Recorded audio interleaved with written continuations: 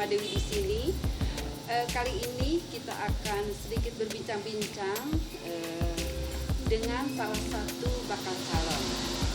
Kebetulan di sebelah kanan saya ada seorang bapak calon, yaitu Bapak Haji Sadar Muslihat, Sarjana Hukum. Beliau adalah Sekretaris Komisi 1 DPRD Provinsi Jawa Barat dari fraksi PKS. Halo Pak, apa kabar? Alhamdulillah. Kenapa damang Pak? Alhamdulillah. Terus enggak sama. Baik. Guru Jepang Tepang, Sarang Cipanas TV Pak. Nuhun. Mutus. Diulang. Terima kasih Pak sudah meluangkan waktu untuk kita sedikit berbincang-bincang mengenai kinerja Bapak dengan sekelumit bagaimana tentang dengan segala permasalahan. Gitu Pak. Oke Pak. Sebagai awal pembuka pertanyaan saya, kita langsung saja ya Pak. Sebetulnya termasuk saya sendiri belum begitu paham Pak. Apa ya kinerja Komisi 1 DPRD itu mencakup apa saja dan bagaimana? Monggo Pak. Jadi di DPRD provinsi itu ada 120 anggota dari seluruh Jawa Barat. Ya. Saya sendiri berasal dari Partai Keadilan Sejahtera atau PKS dari Dapil Kabupaten Cianjur ini, Jabar 4 ya. Jadi saya di DPRD provinsi ini sudah periode kedua. Oh, sudah. Dan baik periode pertama, periode kedua saya tetap di Komisi 1. Ya. Jadi selain tadi ya, di DPRD ada komisi, samping fraksi-fraksi yaitu partai-partai, ada komisi. Komisi itu di pembagian sesuai bidang kegiatan. Ya.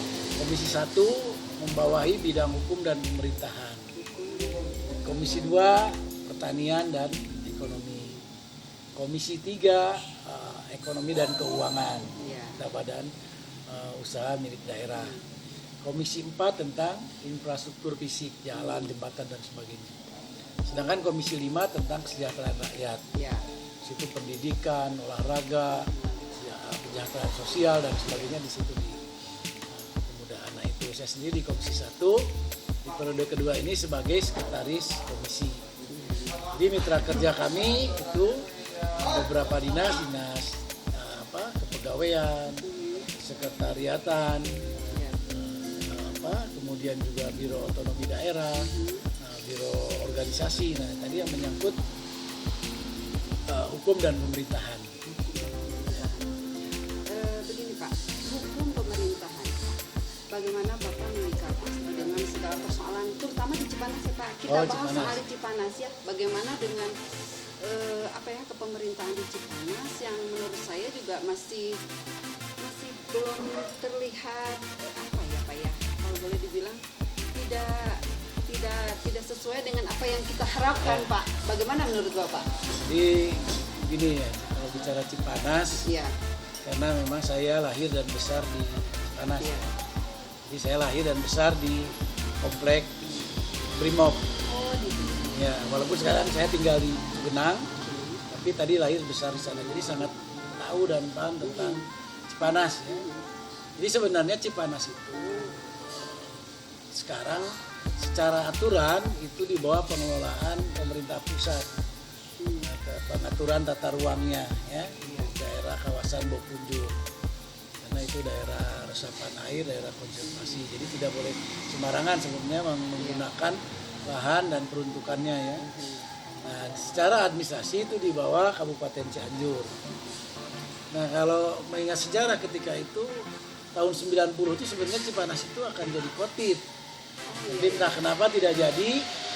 Kalau waktu itu jadi Kotip mungkin sekarang sudah jadi kota. Nah, itu Pak. Seperti Depok, Kota Bogor, Kota Sukabumi. Nah, hanya saya nggak tahu persis dulu apa itu sebabnya. Betul Pak. Maka sebenarnya Cipanas ini hampir 5 kecamatan ini bisa berdiri sendiri sebetulnya dari kemampuan ekonomi, sarana umum dan sebagainya. Nah, apalagi dari sisi pariwisata. Karena dari hasil kajian dulu tahun berapa ya karena gagasan itu muncul tadi dari tahun 90 ketika ada wacana Kotip, kemudian dilanjutkan beberapa teman mewacanakan pemisahan dari pemekaran dari Kabupaten Cianjur. Kemudian sekarang juga kawan-kawan kembali lagi menggagas itu karena memang sejak itu hampir tidak ada kemajuan di Cipanas yang dilakukan oleh pemerintah Cianjur. Jadi pemerintah Cianjur itu nyaris tidak memberikan peluang pembangunan. Jadi kalau orang Cipanas itu tidak pernah dibikinkan gedung, tidak pernah dibikinkan sarana olahraga. Ya, Pak, ya? Jadi kalau orang Cipanas kan kalau mau pakai gedung ya sewa di hotel. Ya, kalau mau olahraga di lapangan Primo, ada event-event pasti kita cari tempat khusus. Tidak pernah pemerintah Cianjur itu mengkhususkan anggaran untuk pembangunan Cipanas. Jadi kalau ada Cibodas nggak ada peran pemerintah Cianjur di sana. Ketika muncul Taman Bunga tidak ada peran pemerintah Cianjur sebenarnya. Nah, nggak tahu di sana di Maleber ada lapang begitu bagus, tapi tidak ada peran pemerintah Cianjur. Nah, maka itulah yang membuat kawan-kawan sebenarnya kalau kita bisa mengelola anggaran sendiri itu bisa ada percepatan. Tentu tadi dari sisi pariwisata. Karena kalau dibandingkan misalnya kota yang menasbihkan kota wisata, misalnya Kota Batu di Malang, itu tidak jauh-jauh beda dengan kita. Kita punya Gede Pangrango, punya Kebun Raya Cibodas, beberapa air terjun curug ya, mulai dari curug yang ada di Ciberem, Cibodas ya. Curug Cikondang. Iya, Cikondang, belum lagi di Batu Lawang, di mana tuh banyak. Di Maleber juga ada, Pak. Jadi dari atas kaki Gunung Gede, pertanian, hortikultur, sebelah atas lagi ada perkebunan, ada Gede, ada Saronge, ada Maleber. Nah, geser ke bawah tanaman hias, lebih ke bawah lagi persawahan ya. Di sana kan ada irigasi yang melegenda sebenarnya Persido ya. Di bawah itu yang bisa dijadikan destinasi wisata. Nah, Pak, begini. Apa salah satu kendala Cipanas tidak bisa memisahkan gitu, Pak? Ya, memang undang-undang yang lama mensyaratkan pemekaran itu, pemisahan itu harus induk sehat, anak sehat. Itu yang berat itu karena kalau kondisi dulu ketika kajian dilakukan buat Cipanasnya nggak ada masalah, tapi buat Cianjurnya yang ada masalah. Karena hasil retribusi pajak itu besar di Cipanas. Iya, Pak. Karena kalau kita lihat mungkin semuanya juga tahu karena penghasilan terbesar itu mungkin dari Cipanas ya. Karena di Cipanas banyak sarana wisata gitu ya yang mungkin pajaknya juga nggak sedikit, Pak. Tapi justru kita tidak bisa menikmati secara langsung, Pak, gitu. Dan pemerintah Cianjur itu tidak mendongkrak itu dengan menambah sarana, memperbaiki infrastruktur atau mengelola event sehingga Cipanas ini punya daya tarik yang lebih kuat lagi. Itu tidak pernah dilakukan, termasuk keberpihakan APBD Cianjur ke pembangunan pariwisata Cipanas. Itu yang membuat orang Cipanas gelisah. Karena sesungguhnya orang Cipanas itu bisa menghidupi diri sendiri. Yang ngacung-ngacung papan aja jadi duit. Ya kan? Calo pila bisa kan itu jadi duit, apalagi yang mau kreasi ya. Tadi dengan dulu kan sempat membuat heboh ya ketika bunga sepatu itu ternyata bisa juga ada yang putih.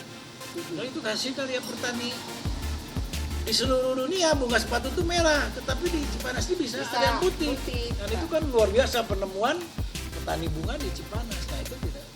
Kemarin Cugenang dengan jagung berwarna tapi perhatian dari pemerintah Cianjur kayaknya kurang ya, Pak ya. Ya.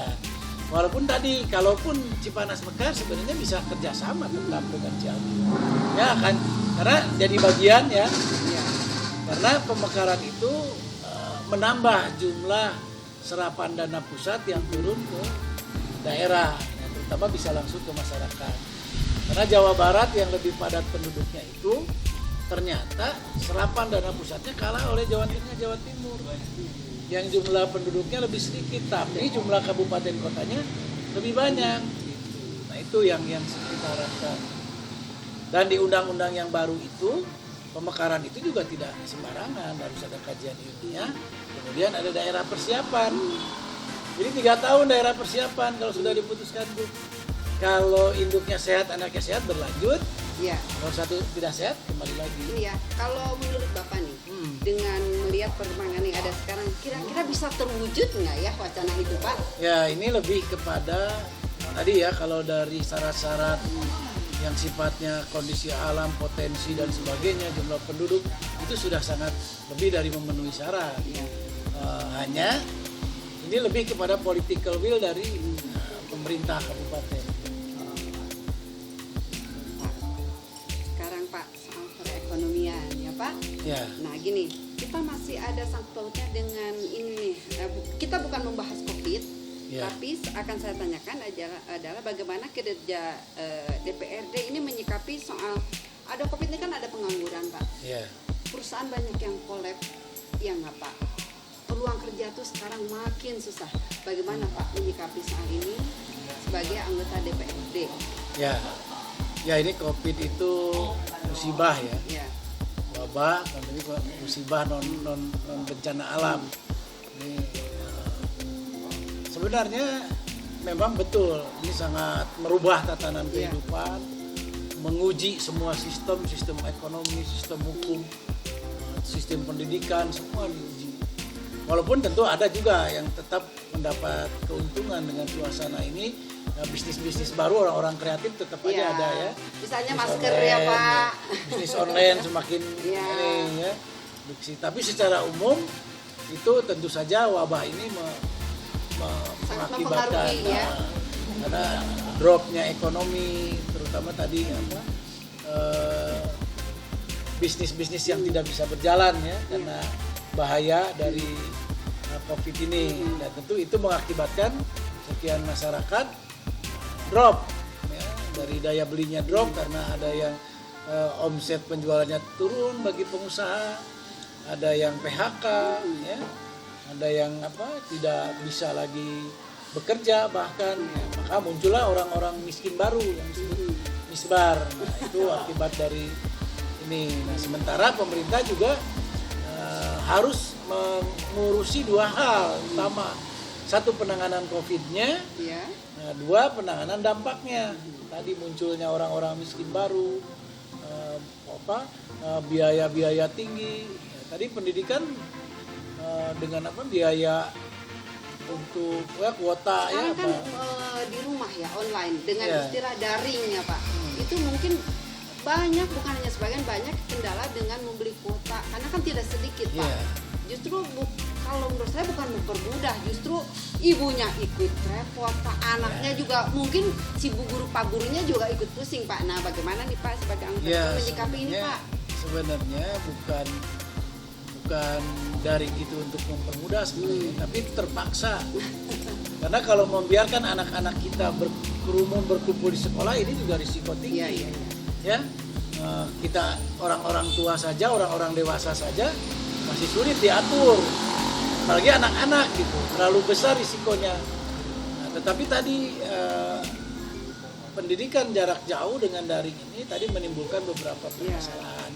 Yang pertama, tanpa tatap muka tentu saja ada kendala psikologis antara guru dengan siswa ya. Nah, kemudian tadi biaya-biaya besar dan tidak semua juga mereka mampu ya dari ini, baik anaknya maupun orang tuanya. Ada mampu bisa tapi tidak bisa menggunakannya dari kuota, maka beberapa ini jadi kendala. Nah, memang dituntut kreativitas guru bagaimana menyiasati ini. Belum lagi yang kendala teknis, blank spot dan sebagainya. Belum tingkat kejenuhan, tekanan psikologis baik anaknya maupun orang tuanya, termasuk guru. Jangan disangka guru juga enak-enakan ya, guru juga berat menjalankan itu. Nah, itu juga perlu kerjasama dan kehati-hatian. Bagaimana menyiasati ini? Kalau kita lepas sepenuhnya, ini juga khawatir ya, tiba-tiba akan jadi klaster penularan baru itu. Tapi tadi kalau dilanjutkan dengan ini juga dalam jangka panjang akan berefek ke pendidikan. Ya bagaimana bisa murid tidak ketemu dengan guru gitu. Jadi faktor-faktor pembinaan karakter, pembinaan akhlak itu tidak akan muncul dengan Iya. pendidikan jarak jauh. Oke Pak, sementara kita break dulu. Ya, Nanti kita lanjut lagi ya Pak. terima kasih. Iya.